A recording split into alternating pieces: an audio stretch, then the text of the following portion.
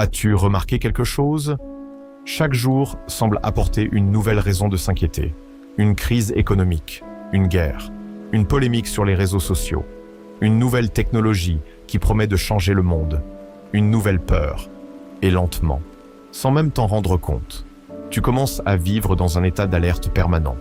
Tu te réveilles et tu consultes les actualités. Tu ouvres ton téléphone et tu vois des conflits.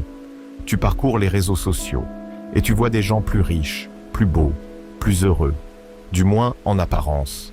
Et ton esprit absorbe tout, jour après jour, minute après minute, jusqu'à ce qu'un sentiment étrange apparaisse, l'impression que le monde devient incontrôlable. Mais laisse-moi te poser une question. Et si le problème n'était pas le chaos autour de toi?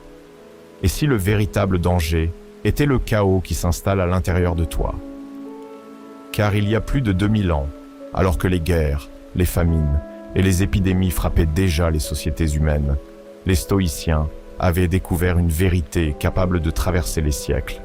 Une vérité que notre époque semble avoir oubliée. Tu ne pourras jamais contrôler le monde, mais tu peux apprendre à contrôler ton esprit.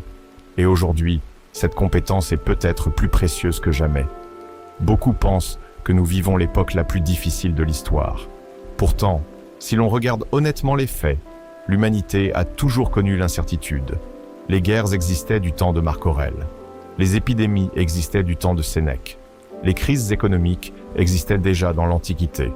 La différence n'est pas le chaos. La différence, c'est que nous sommes désormais connectés à chaque catastrophe de la planète. En quelques secondes, nous pouvons apprendre ce qui se passe à l'autre bout du monde.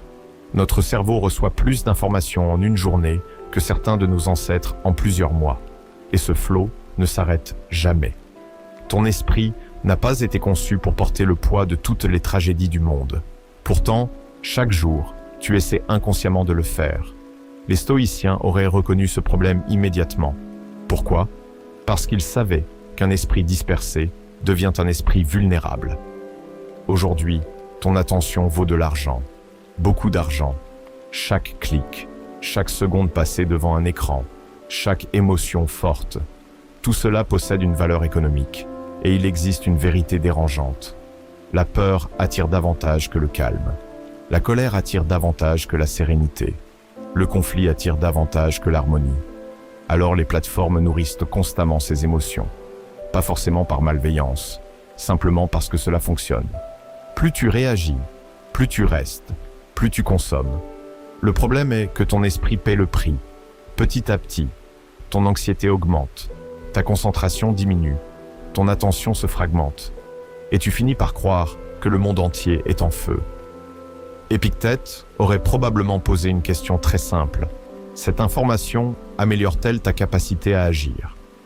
Si la réponse est non, pourquoi lui donnes-tu autant de pouvoir?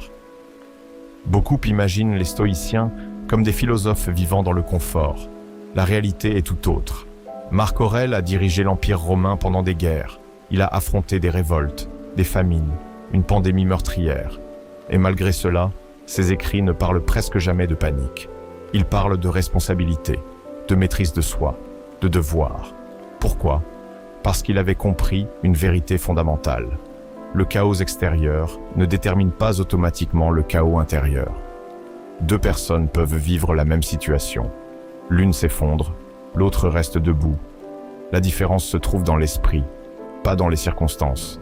Jamais dans l'histoire, il n'a été aussi facile de se comparer. En quelques minutes, tu peux voir des millionnaires, des influenceurs, des sportifs, des entrepreneurs, des célébrités. Et ton cerveau commence un dialogue dangereux. Pourquoi eux? Pourquoi pas moi? Pourquoi suis-je en retard? Pourquoi ma vie semble-t-elle moins réussie? Mais ce que tu compares n'est pas la réalité. Tu compares ton quotidien à la vitrine soigneusement construite des autres. Le stoïcisme enseigne quelque chose de puissant. La comparaison est souvent une forme de souffrance volontaire, parce qu'elle te pousse à désirer ce que tu n'as pas, au lieu d'apprécier ce que tu possèdes déjà. Marc Aurèle rappelait régulièrement que la gratitude est une arme contre l'agitation mentale. Et dans notre époque obsédée par le toujours plus, cette leçon est révolutionnaire. Depuis quelques années, une nouvelle inquiétude s'est installée. L'intelligence artificielle. Beaucoup se demandent, va-t-elle remplacer mon travail? Va-t-elle changer le monde? Que va-t-il se passer demain?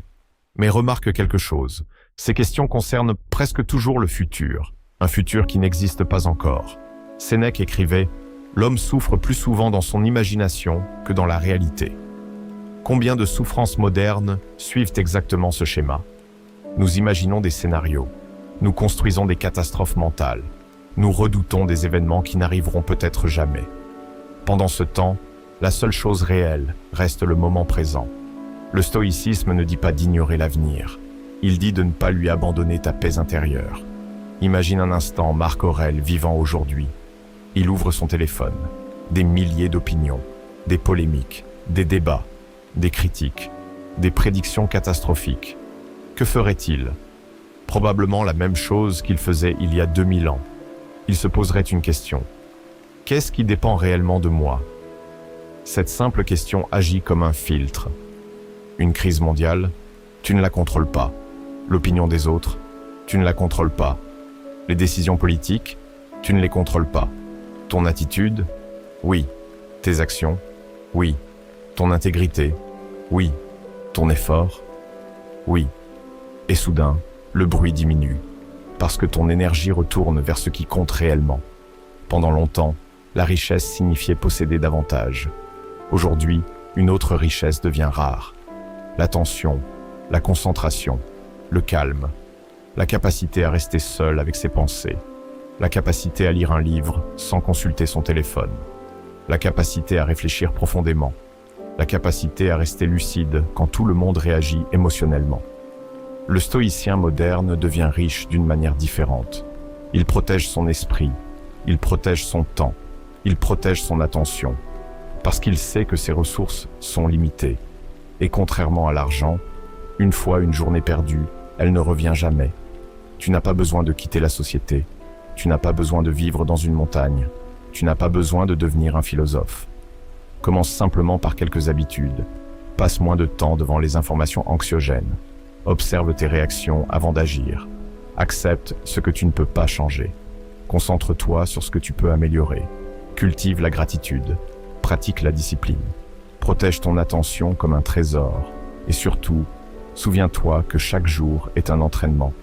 Le stoïcisme n'est pas une théorie, c'est une pratique. Écoute attentivement cette dernière idée. Le monde continuera de changer, les crises continueront d'exister, les réseaux continueront de réclamer ton attention, les opinions continueront de s'affronter. Mais au milieu de ce bruit, tu as encore un choix. Le choix de rester conscient, le choix de rester discipliné, le choix de protéger ta paix intérieure.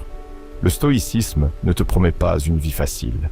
Il te donne quelque chose de plus précieux, la capacité de rester debout quand tout vacille autour de toi. Alors pose-toi cette question. Est-ce que je gouverne mon esprit ou est-ce que le monde le fait à ma place? Parce que la personne la plus libre aujourd'hui n'est pas celle qui possède le plus, c'est celle qui maîtrise son attention. Et peut-être que dans notre époque moderne, c'est la forme de richesse la plus rare. Si cette réflexion t'a aidé à voir les choses autrement, écris simplement « Je choisis le calme » dans les commentaires. Cela montre que tu refuses de laisser le chaos du monde gouverner ton esprit. Et si tu veux découvrir comment appliquer les principes de Marc Aurèle, Sénèque et Épictète dans les défis du monde moderne, abonne-toi maintenant et rejoins cette communauté de personnes qui choisissent chaque jour la maîtrise de soi plutôt que la réaction.